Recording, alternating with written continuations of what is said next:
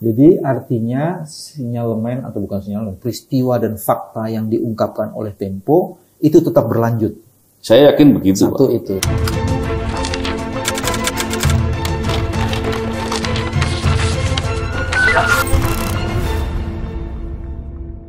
Bismillahirrahmanirrahim. Assalamualaikum warahmatullahi wabarakatuh. Salam integritas anti korupsi.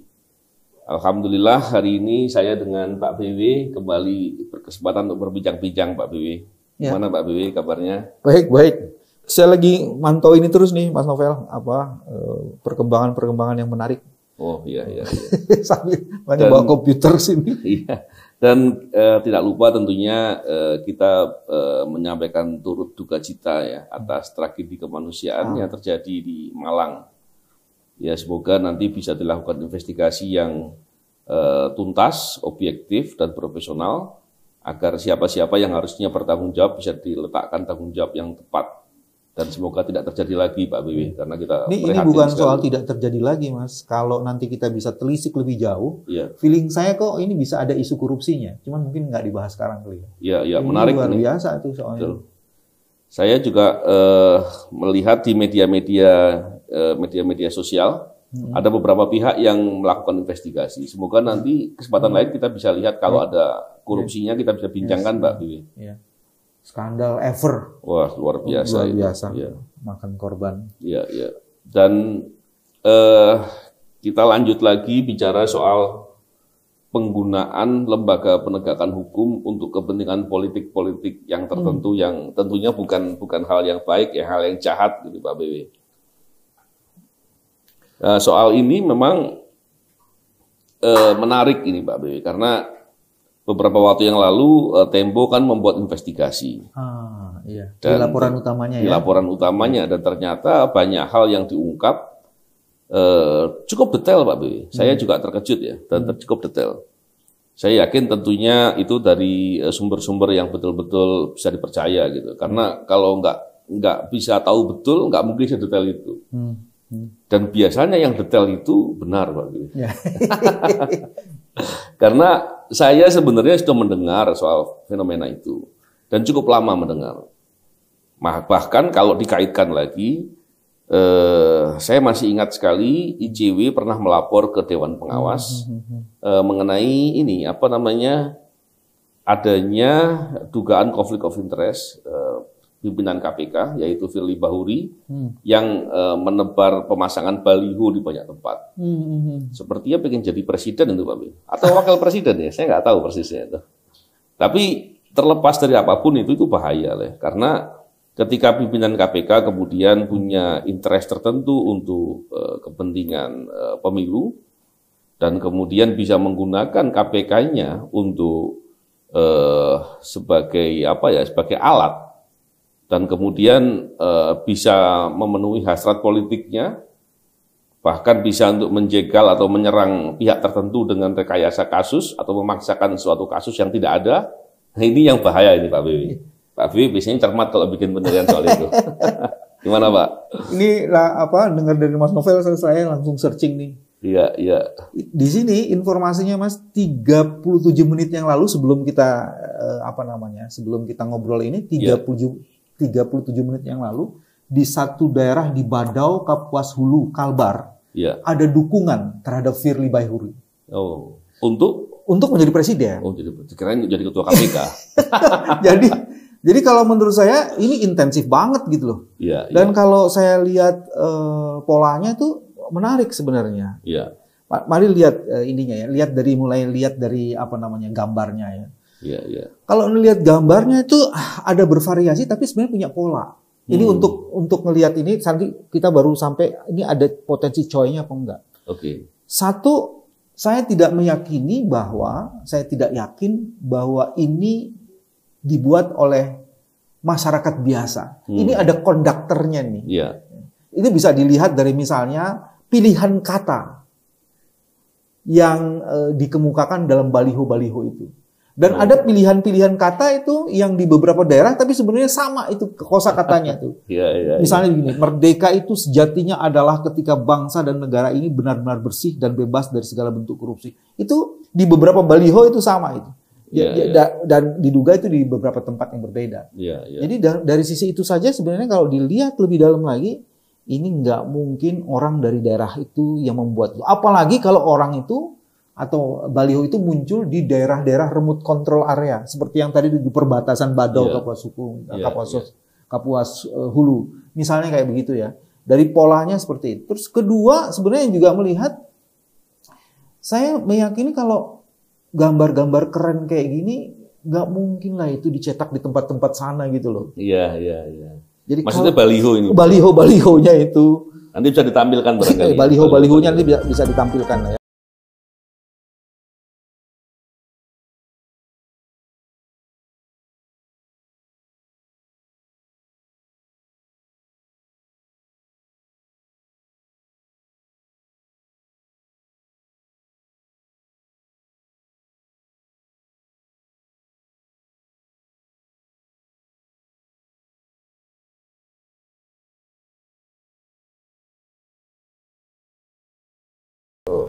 Dengan pikselnya yang tinggi, resolusinya gini kayaknya agak sulit ininya.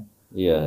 Itu yang menarik. Terus yang ketiga yang dilihat juga tuh, apa di remote control area itu ada yang namanya Firly Bahuri untuk Indonesia gitu. Sahabat Firly Bahuri gitu tiba-tiba muncul. Jadi lagi-lagi ini adalah sinyalemen ya. Apa betul itu muncul dari masyarakat?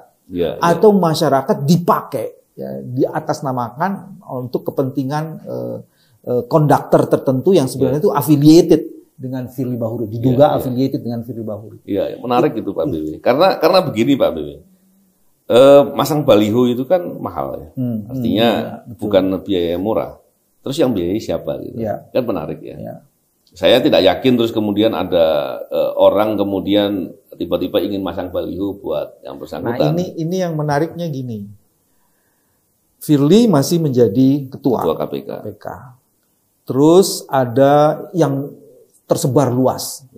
Dan seolah-olah itu kan dari masyarakat. Kalau saja Dewas cermat dan cerdas, dia harusnya menelisik ini. Betul. Dia tak sekedar menunggu pemberitahuan atau pengaduan. Tadi ada pengaduan katanya dari ICW. Kalau menurut saya justru yang begini-begini. Benar. Karena sebagai pimpinan KPK kita pernah tahu tuh ada kasus pertama dulu ya, yang menyangkut salah satu pimpinan KPK. Betul. Itu dilucuti, ditelanjangi bahwa dia sebenarnya punya minat dan hasrat untuk menjadi wakil presiden atau presiden. Ada dua loh. Satu lagi yang akhirnya kemudian itu jadi masalah besar karena kemudian dikaitkan dengan isu pembunuhan dan macam-macam itu. Nah, apakah ini tidak cukup menjadi pembelajaran satu bagi pimpinan KPK dan yang kedua sebenarnya Dewas. Apakah Dewas tak, menurut saya ini kesempatan Dewas ya, kalau dia ingin disebut bahwa dia punya taji atau Dewas memang sudah menundukkan dirinya, nggak ada manfaatnya sebenarnya. Kacau gitu, jadi seperti itu. Kalau itu Mas Novel nih keren nih. Coynya itu kan begini Mas. Dia sebagai salah satu pimpinan penegak hukum yang mempunyai kewenangan extraordinary, tapi dia juga menunjukkan atau beretikat atau diduga keras mempunyai keinginan untuk menjadi salah satu calon presiden. Nah, kewenangan yang melekat pada dirinya itu kan potensial digunakan untuk menjegal bahkan menjagal calon-calon lainnya. Betul. Dan kalau itu terjadi sebenarnya kita sedang dipertunjukkan satu tontonan yang tidak sehat. Dan ini sangat mengerikan sekali. Kalau ngelihat foto-fotonya, ngelihat tulisan-tulisannya, ngelihat media-media yang selalu memberitakan, misalnya Ermol gitu ya. Itu aja sih. Jadi kemudian kan kita bertanya-tanya kan ya, kan sekarang bukan eranya yang ini ya. Kita bertanya-tanya ini. Sebenarnya apa relasinya? Ya pertanyaannya, apa relasinya di situ? Dan kalau terjadi Mas, kalau nggak salah, coba Mas Novel tadi jelasin ya. Di Dewas kan juga ada pengaduan bahwa diduga ada yang membiayai ini, dan itu masuk di dalam pengaduan juga. Betul. Nah, coba yang betulnya di mana tuh, Mas Novel harus jelasin ke publik. Memang begini Pak, terkait dengan kampanye, saya katakan kampanye lah ya, atau apa istilahnya. Masa promosi, bukan barang dagangan ini Pak kan. Tapi saya melihat memang itu ada biayanya. Contohnya baliho dan kemudian SMS blast. Ada SMS blast Pak. Itu yang masuk dalam pengaduan juga? Iya, itu masuk pengaduan. Dan pengaduan itu yang saya dengar diadukan dalam perkara tindak pidana korupsi. Nanti mungkin pengadunya juga mestinya akan mempublikasi itu. Karena kalau sudah sampai seperti itu kan agak bahaya, Pak. Contohnya begini. Ada suatu kasus yang ditangani. Ketika suatu kasus itu ditangani, biasanya ada saja pihak-pihak yang kemudian kaitan korelasi dalam kasus itu nggak terlalu kuat gitu. Sehingga dia tidak kemudian dijadikan tersangka untuk diproses. Nah, ketika pihak-pihak itu kemudian didekati dan dimanfaatkan untuk kepentingan itu justru parah sekali. Dan kemungkinannya seperti itulah pengaduan yang akan disampaikan. Tapi memang saya mendengar, saya berbincang dengan beberapa kawan yang memberi informasi soal itu. Ya, saya menyarankan udah Anda aja yang melapor sendiri, karena saya pikir ketika orang yang mengetahui ya kan punya hak untuk melapor. Kalau informasi itu benar nih menarik nih Mas Novel.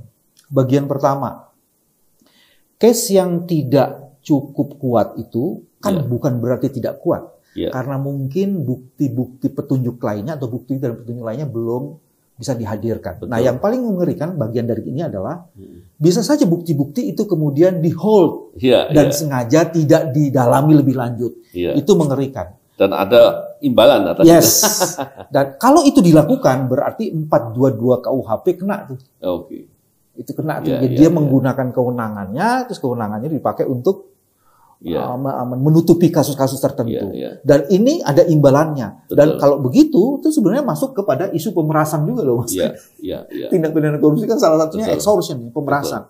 Itu yang kedua. Yang ketiga, yang paling menarik adalah ini dijadikan seperti bisa disinyalir, itu dijadikan semacam ATM yang terus-menerus kan, Mas. Dan ini seolah-olah kemudian, kalau nanti dihubungkan dengan yang tadi, seolah-olah kemudian itu masyarakat, padahal sebenarnya ada bohir-bohir tertentu yang under pressure.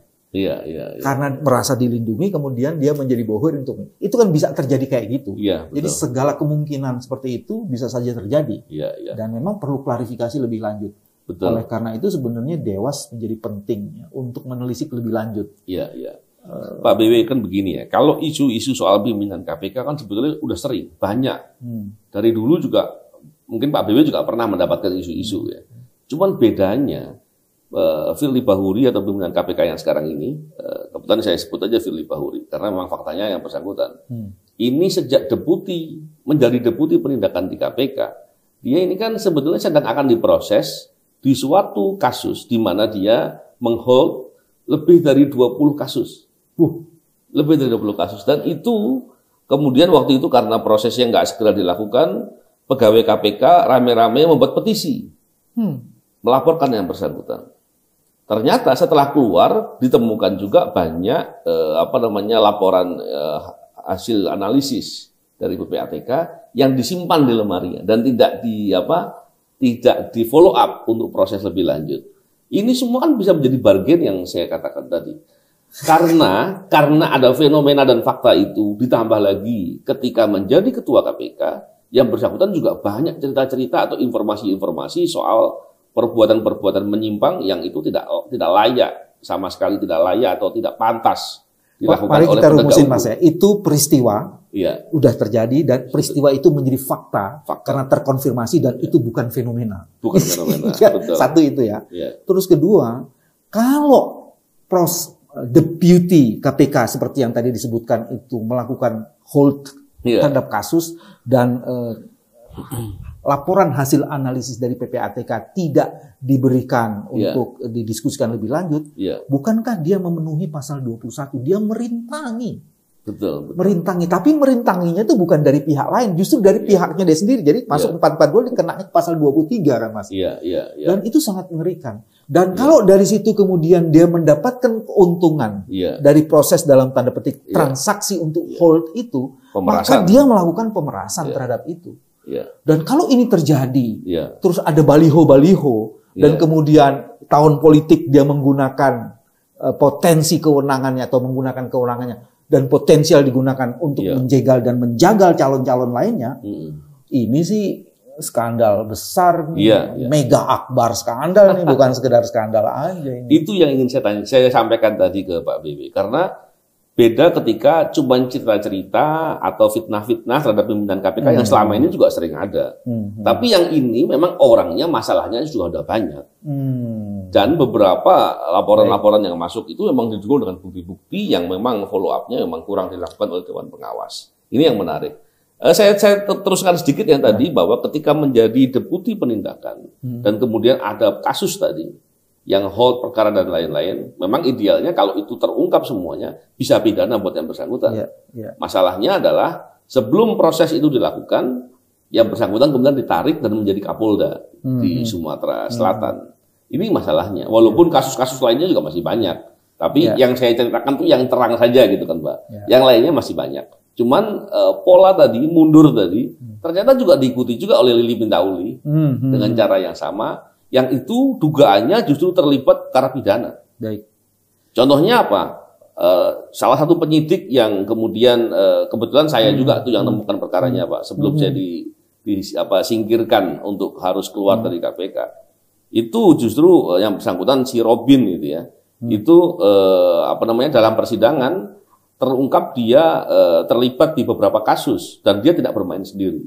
Yang menarik di poin terakhir, dia mengatakan bahwa ada pimpinan yang terlibat, yang menurut dia diantaranya adalah Lili Pintauli. Dan saya kok menduga jangan-jangan ada lagi yang lain. Jadi kasus begini yang kemudian membuat kita resah melihat apakah kita masih bisa percaya dengan pola-pola penegakan hukum yang seperti itu. Ditambah lagi perbuatan lain-lain dan itu kalau diceritakan panjang sekali, Pak. Iya.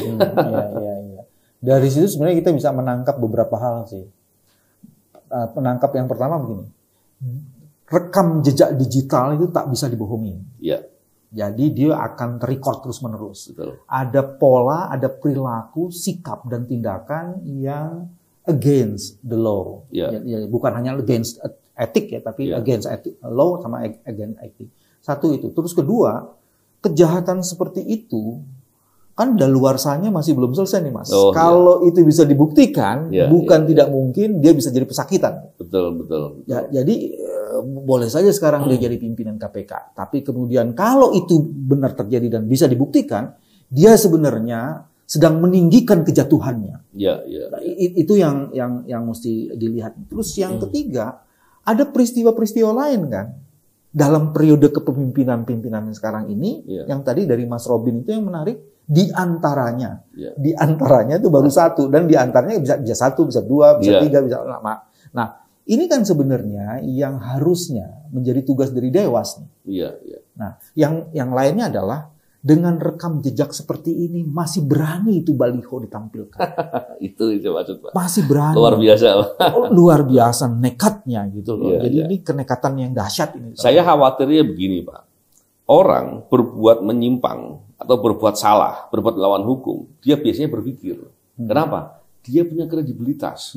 Kalau sampai dia berbuat dan kemudian itu diketahui publik atau bahkan mendapatkan sanksi, maka kredibilitas yang dibangun selama ini akan jatuh.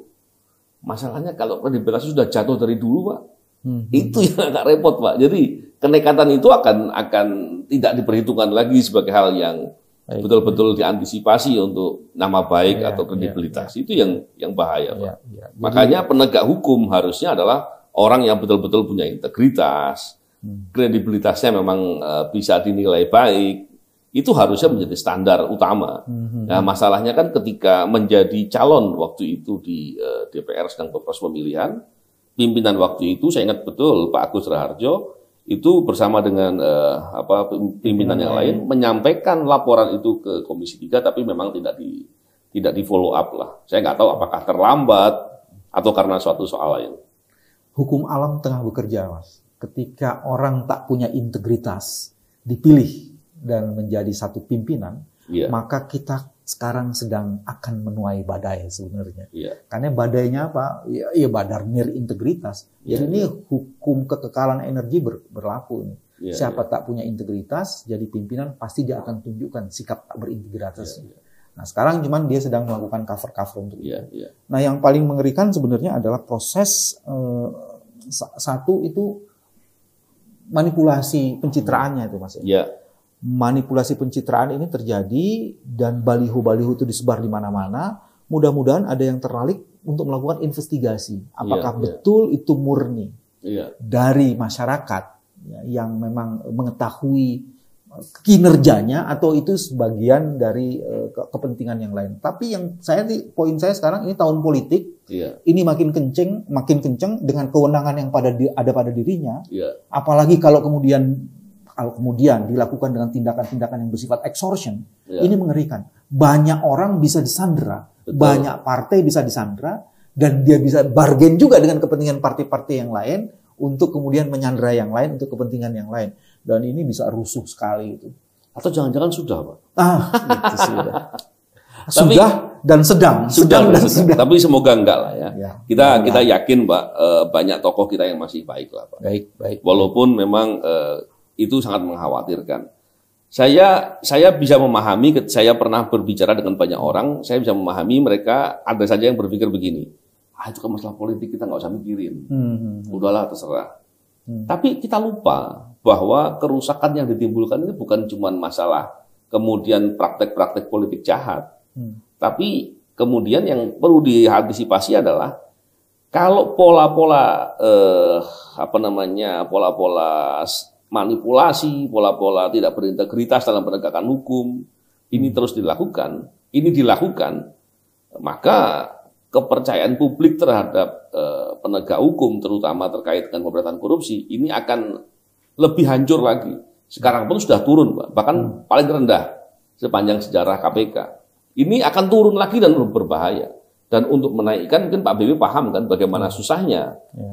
Dan upaya memberantas korupsi pasti perlu dukungan, selain dari dukungan pemerintah, dukungan dari masyarakat itu sangat diperlukan. Kan begitu, Pak BW. Jadi jika tindakan itu betul dilakukan, maka pimpinan KPK itu sedang secara sengaja menghancurkan kredibilitas lembaga. Dan itu akibatnya sebenarnya keinginan kita. Kan gini, Mas. Reformasi itu kan salah satu anak kandungnya adalah pemberantasan korupsi. Kalau pemberantasan korupsi dihancurkan, dia sebenarnya melawan alam spiritualitas rezim reformasi itu. Jadi dia nih seharusnya orang yang justru harus disingkirkan karena melawan alam spiritualitas itu. Betul. Nah, ada lagi kajian yang menarik gini, Mas. Situasinya hari ini itu kan sangat mencekam.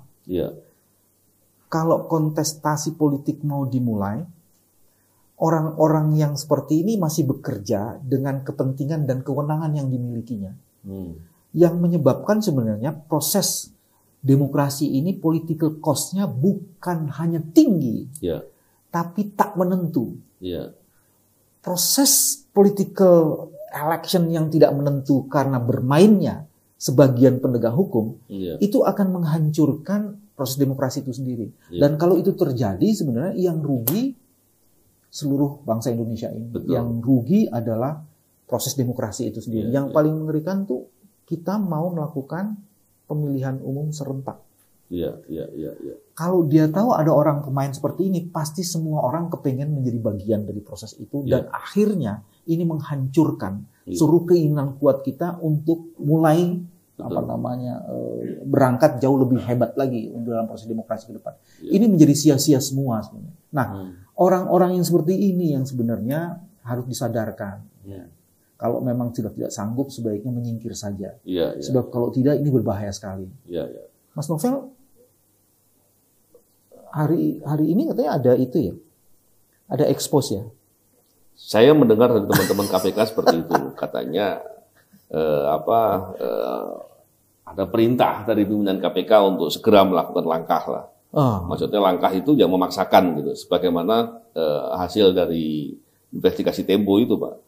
Dan saya yakin kok, Pak, di KPK itu kan masih banyak yang masih integritasnya betul-betul ingin dijaga.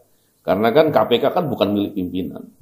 KPK itu milik masyarakat, milik kita semua, dan yang menjaga adalah pegawai-pegawainya. Kalau mereka nggak menjaga, maka mereka pada dasarnya juga ikut menghancurkan KPK itu sendiri. Jadi saya masih cukup yakin dengan beberapa banyak kawan yang masih mau memperjuangkan untuk jangan sampai ada perbuatan jahat menggunakan KPK. Gitu. Jadi artinya sinyalemen atau bukan sinyalemen, peristiwa dan fakta yang diungkapkan oleh Tempo itu tetap berlanjut. Saya yakin begitu. Satu Pak. Itu. Terus kedua, hari ini ada expose yang bisa jadi merupakan respon terhadap situasi mutakhir ini. Ingin mempercepat permufakatan jahat itu bisa dilegitimasi. Dan kemudian dengan cover, kami tidak tunduk pada opini. Kami hanya ingin dibawa ke pengadilan. Loh, ini proses awalnya sudah bermasalah, bukan tunduk pada opini. Opini ini muncul karena ada ketidakberesan dalam penggunaan kewenangan. Jadi dia nggak bisa berlindung bahwa nanti dibawa aja ke pengadilan. Itu sama saja sebenarnya dia sedang melegitimasi kejahatannya dan untuk diuji di pengadilan. Dan dia sebenarnya membuang sampah itu ke proses pengadilan. Dan itu nggak benar. Saya pikir begini Pak, kalau Firly Bahuri kalau bicara sering bohong saya lihat. Bapak bisa lihat di kasus Bansos. Firly Bahuri katakan, dan itu terbuka di forum konferensi pers, dia katakan bahwa ini kasus akan ditangani dengan ancaman hukuman mati. Ternyata pasalnya pasal penyuapan Pak. Pasal 2-2-nya nggak diproses. Kenapa saya katakan itu bohong? Jelas kasus penyuapannya sendiri itu kan hanya menangani kasus suap. Dan itu sama sekali jauh dari perkara yang dimaksud dalam hukuman mati. Berarti kan dia berbohong di forum publik. Dia secara sengaja berbohong di muka publik dan itu merupakan rekam jejaknya dia. Dan itu sering dilakukan. Dan banyak lagi contoh-contoh yang lain. Bisa kasih contoh kedua Mas? Sayang kalau cuma satu saja. Contoh yang kedua adalah ketika Firly Bahuri itu mengatakan di forum publik terkait dengan proses TWK, tes wawasan kebangsaan. Waktu itu dikatakan bahwa TWK ini KPK hanya menerima proses dilakukan oleh BKN, oleh Kemenpan, Kemenkumham, Bais dan lain-lain. Itu adalah pemerintah dan kami menerima. Ternyata kebalik. Presiden pun sudah mengasih arahan, dia nggak mau ikut. Dan ternyata yang kebaliknya itu dia yang dominan. Ternyata dia yang punya mau sendiri. Dan itu terungkap ketika saya dan teman-teman mengajukan gugatan di PT UN, dan itu semua terungkap dengan jelas bahwa ternyata dia. Yang mengungkap siapa? Saksi, Mas? Iya, saksi dan bukti-bukti. Begitu juga dengan hasil investigasi dari Ombudsman. Semuanya mengatakan bahwa Ombudsman dan Komnas HAM semuanya mengatakan bahwa ini ada manipulasi, ada perbuatan melawan hukum, perbuatan pelanggaran hak asasi manusia, dan itu dilakukan oleh Firly Bahuri. Dan ternyata prosesnya itu tadinya yang berjalan normal karena memang tadinya proses itu hanya sekedar peralihan. Tapi setelah banyak dari penyelidik dan penyidik melakukan tugas dengan benar, mengungkap banyak kasus di antara 2 orang menteri, itu di bulan Januari diselundupkan norma yang menjadi celah seolah-olah bisa dibuat penyingkiran. Walaupun sebetulnya nggak serta-merta begitu. Tapi itu dilakukan dan itu saya katakan diselundupkan. Karena prosesnya bermasalah. Dan itu dibenarkan oleh investigasi Komnas HAM dan Ombudsman. Dalam proses persidangan itu kan, sidang itu seluruh saksi itu disumpah. Jadi artinya keterangan itu diberikan di bawah sumpah. Betul. Keterangan yang diberikan di bawah sumpah adalah keterangan yang paling kuat dan sempurna. Betul. Satu itu. Kedua, keterangan-keterangan itu dikonfirmasi oleh lembaga-lembaga lain dan ditunjukkan di situ ada kesesuaian satu dan lainnya. Terus yang ketiga yang tadi paling menarik, ada figur dominan yang mengorkestrasi proses itu, bahkan diduga dia yang melakukan tindakan mengelola proses itu dan bahkan melakukan proses penyelundupan hukum. Jadi artinya menyelundupkan hukum, berkata bohong, itu menjadi pola. Kalau melihat yang tadi Mas Novel katakan. Dan ketika pola itu bukan tidak mungkin, itu dilakukan juga di tahun politik ini. Kan? Jadi coverage baliho di mana-mana, kayak saya akan bekerja, gitu kan? Saya tidak, itu bisa saja, ya itu bagian dari cover up ya, untuk melindungi apa sesungguhnya yang terjadi. Wah kalau udah begitu. Dan satu lagi Pak. Apa yang dia lakukan ini bukan hanya memalukan buat KPK saja, KPK sebagai institusi, lembaga penegak hukum, tapi juga memalukan pimpinan yang lain. Saya tidak yakin pimpinan yang 5 atau 4 ini terlibat semua, saya yakin tidak. Karena ada beberapa yang kemudian bercerita ke saya dan ke teman saya yang lain bahwa yang bersangkutan tidak berdaya menghadapi dominasi dari Firly Bahuri dalam bekerja, dalam memaksakan kehendak. Ini yang menarik gitu. Memalukan, memilukan, dan menyandera pimpinan yang lain. Dan kita semua sebagai masyarakat tentu rugi. Karena ketika kemudian KPK-nya digunakan dan rusak, maka bagaimana kita bisa mengharapkan ada pemberantasan korupsi yang benar? Dan dampaknya ke kita semua itu, Pak. Dan pasti ke pemerintah juga. Karena agenda-agenda pemerintah akan terganggu ketika pemberantasan korupsi tidak dilakukan benar, maka prosesnya banyak menghambat. Itu saya setuju. Satu, tidak akan mungkin ada pertumbuhan tanpa kepastian hukum. Betul. Tidak akan mungkin ada kesejahteraan kalau korupsi masih menjadi bagian tak terpisahkan dalam kehidupan sosial kita.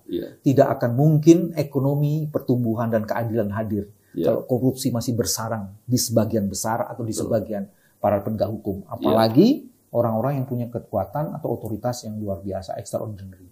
Karena kejahatannya pasti extraordinary, dampaknya pasti extraordinary, dan kita sekarang sedang meninggikan kejatuhan bangsa ini kalau kita tidak bisa mengatasi masalah yang seperti ini. Terus apa yang mesti dilakukan ini, Pak, melihat fenomena yang separah itu?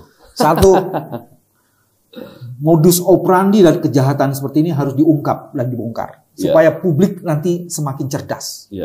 Bahwa ada pola kejahatan yang bersifat manipulatif, disebarluaskan dengan cara-cara yang canggih, tapi sebenarnya ini adalah virus, ini adalah kejahatan. Dia bukan vaksin, tapi dia virus. Bagian pertama itu. Bagian yang kedua, sedapat mungkin ini dihentikan, Mas. Sedapat mungkin dihentikan. Betul. Survei-survei yang menunjukkan merosotnya trust publik pada lembaga itu adalah indikasi yang berbanding lurus atas ketidakpercayaan karena kemerosotan integritas itu. Tapi kan kalau cuma survei aja nggak selesai nih. Kalau bisa dihentikan, dihentikan. Stop sudah. Nah, bagaimana cara menghentikannya? Sebenarnya sebagian instrumen di KPK bisa melakukan itu kalau dia tidak korup dalam menjalankan tugasnya. Korup itu sikap dan perilakunya ya. Ini ada banyak pengaduan. Kalau dia megabut, ya itu susah. Jadi maksudnya kan dia bisa meminta expert untuk terlibat, untuk melakukan investigasi jauh lebih lanjut, untuk menentukan sebenarnya ada nggak kejahatan di situ. Jadi itu yang mesti dilakukan. Dan yang ketiga sebenarnya partisipasi publik untuk terlibat, membuktikan sinyalmen yang tadi kita diskusikan, atau indikasi-indikasi peristiwa-peristiwa yang bisa menjadi bagian tak terpisahkan dari sebuah kejahatan yang akan dilakukan ke depan, itu harusnya dilakukan juga. Jadi 3 poin ini sebenarnya bisa dilakukan bersama-sama. Yang paling mengerikan itu adalah bagaimana mengeliminasi, bukan meminimalisir, mengeliminasi potensi penggunaan kewenangan itu di tahun politik ini. Karena dia menjadi bagian dari kepentingan yang ingin maju sebagai kandidat. Kalau itu yang terjadi, itu lebih mengerikan lagi. Dia bisa nekat dan melakukan contohnya tadi penyelundupan hukum yang hasilnya dampaknya bisa sangat mengerikan. Apalagi sebelumnya sudah banyak track recordnya seperti itu yang nggak bisa dipercaya, yang tidak berintegritas dan lain-lain. Rekam jejak digital tak mungkin dibohongi.